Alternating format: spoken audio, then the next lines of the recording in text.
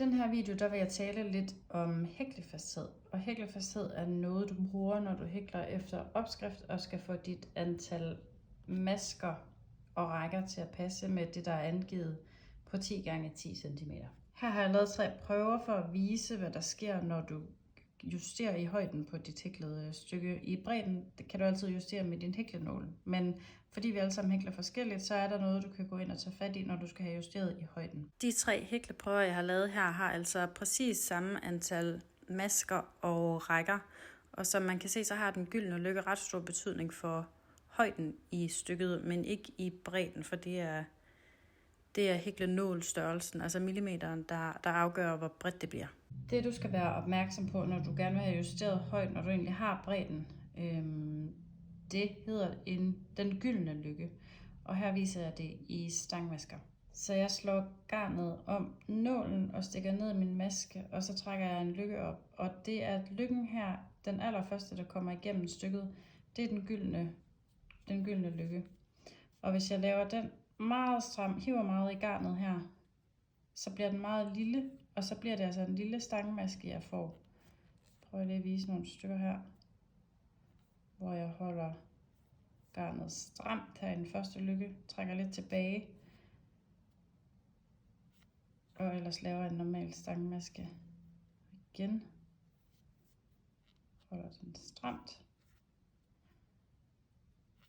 Og så bliver det en meget lille stangmaske i forhold til, nu har jeg nogle normale her, og de her, de er noget kortere.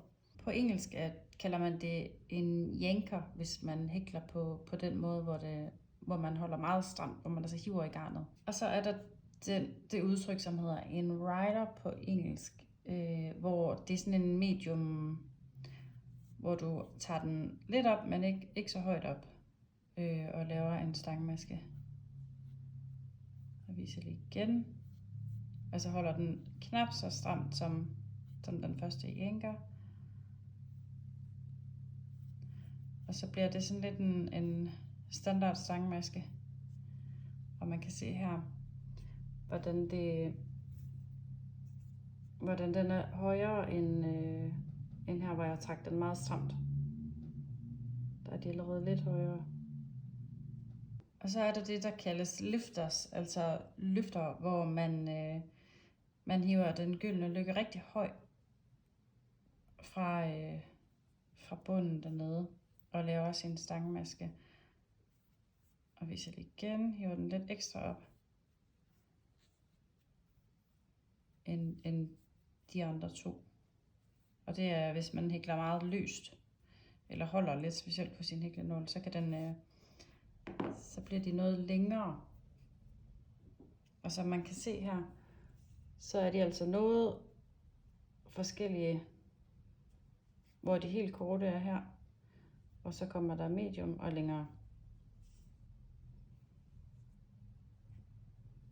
Den her viden omkring den gyldne lykke, det gælder alle typer masker, og ikke bare stangmasken, som jeg har vist det med her, men også fastmasker og halvstangmasker osv. Så det er altså en måde at justere på, så du kan få din hæklefasthed helt som den opskrift, du hækler efter. Jeg håber, du kunne bruge videoen her, og så vil jeg blive super glad, hvis du giver den her video et like.